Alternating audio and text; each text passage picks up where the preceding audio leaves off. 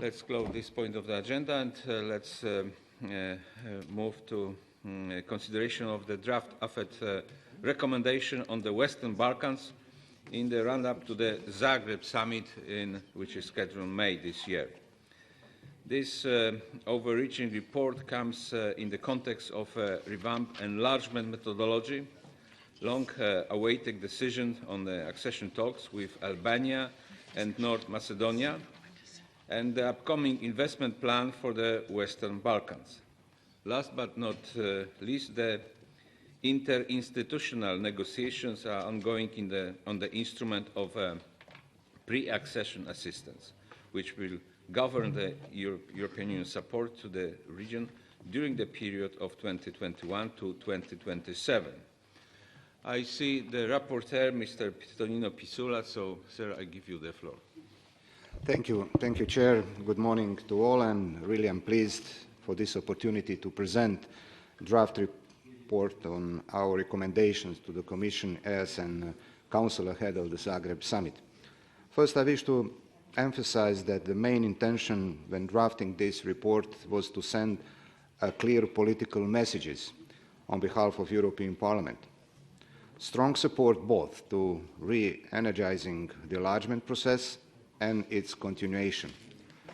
Another key message is the internal reform of the EU and its enlargement should run in parallel. Also, internal political situation within member states cannot be reason for suspension of the overall process. Enlargement has been one of the EU's most successful policies since its beginning. It's the most effective foreign policy instrument contributing to extending the area of democracy, peace, and prosperity across Europe. A credible enlargement policy represents a strategic investment in mutual security and prosperity and has already contributed greatly to peace in formerly heavily war-torn areas.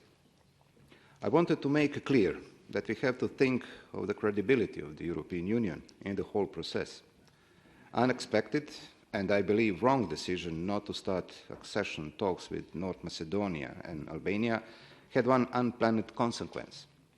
Enlargement is again the topic EU institutions and capitals talk about.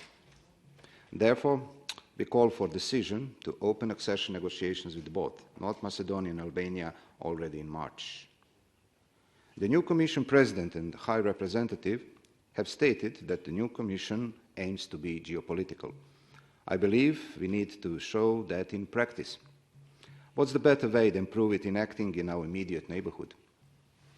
The draft supports some of the ideas as presented in the Commission's communication on the new enhanced enlargement methodology. For example, opening chapters in clusters, but to ensure that a grouping of policy areas enhanced the depth and quality of reforms. It should bring concrete results in the accession countries while enabling simultaneous negotiations on different chapters. It also calls for clearer and more consistent accession benchmarks as well as continued support throughout the process. Plus, to improve the measuring of progress, ensuring that each accession country is assessed on the basis of its own merits.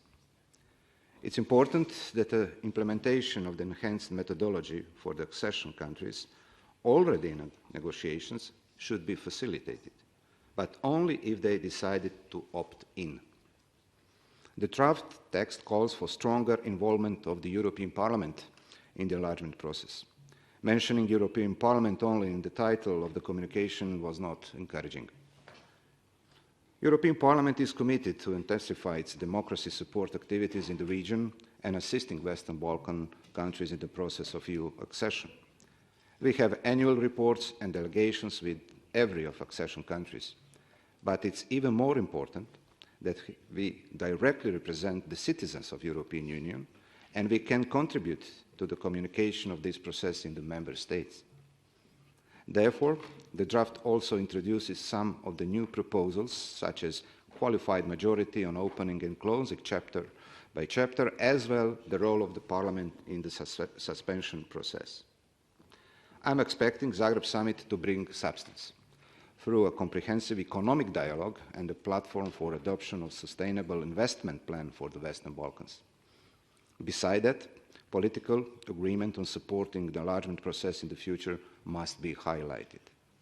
Lastly, the draft report provided quite limited space for drafting all of the recommendations worthy to be mentioned.